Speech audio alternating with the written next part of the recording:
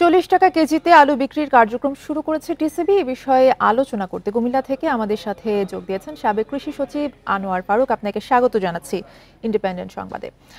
শুরুতেই জানতে চাইবো, আলুর এই অস্বাভাবিক দামের কারণ আপনি কি বলে মনে করেন?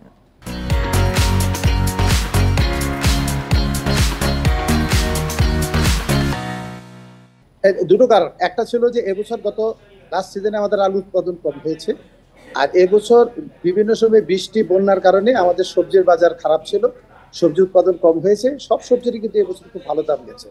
এতে করে অন্যান্য সবজির আমার আলুটা কিন্তু একটা অল্টারনেট সোর্স সবজি হিসাবে। যদি অন্য সবজির দাম কমে বেশি থাকে তাহলে আলুর উপর চাপটা বেশি করে। আমরা সারা বছর এবছর আলুতে চাপ ছিল, এবং এখন আপনার শীতকালীন সবজি না আসা পর্যন্ত কিন্তু আলুর উপর চাপটা এখনো আছে।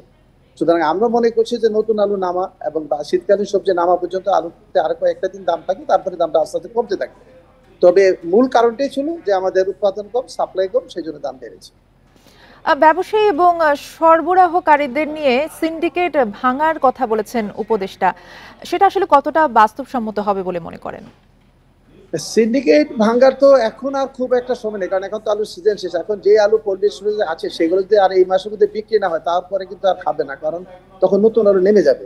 সুতরাং এগুলো এমনিতেই চলে যাবে। কারণ মূল যেটা তথ্য উপাত্ত একটা সংকট ছিল, যে আমরা মনে করি যে আমাদের প্রকৃত কি উৎপাদন হয়েছে সে ডাটাটাও আমাদের সঠিক ছিল না।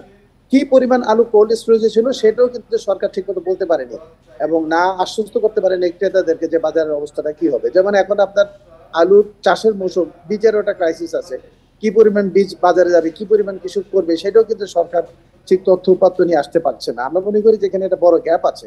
ব্যবসায়ীদের সাথে সরকারের আরো সম্পর্কটা ভালো থাকতে হবে। আমি যদি বুঝতে পারি যে কি পরিমাণ আলু আমার কোল্ড স্টোরেজে আছে, তাহলে সেভাবে আমি সারা বছর একটা প্ল্যান করতে পারতাম।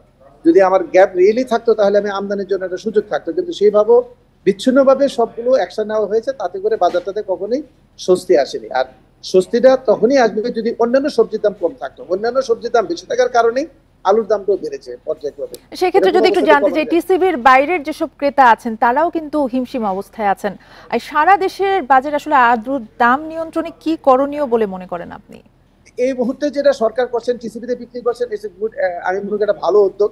এতে করে অন্তত একটা গ্রুপ মানুষ তো কিছু কম দামে পেলো, বাকিরা হয়তো বেশি দামে খেতে হবে। তবে আমি নিশ্চিত যে আপনি আগামী এক সপ্তাহের মধ্যেই আলুর দাম কমতে শুরু করবে, যখন আপনি শীতকালীন সবজি বাজারে আসতে শুরু করবে। প্লাস নতুন আলু নেমেছে, প্রথমে একটু দাম বেশি থাকবে, সেটাও আপনার 10 থেকে 15 দিনের মধ্যে আলুর দাম কমতে থাকবে। আমাকে আরো 10 থেকে 15 দিন আপনাকে ওয়েট করতে হবে এই সব সবজির দাম কমার জন্য। সব সবজির দাম যখন কমতে থাকবে আলুর দামও কমতে থাকবে।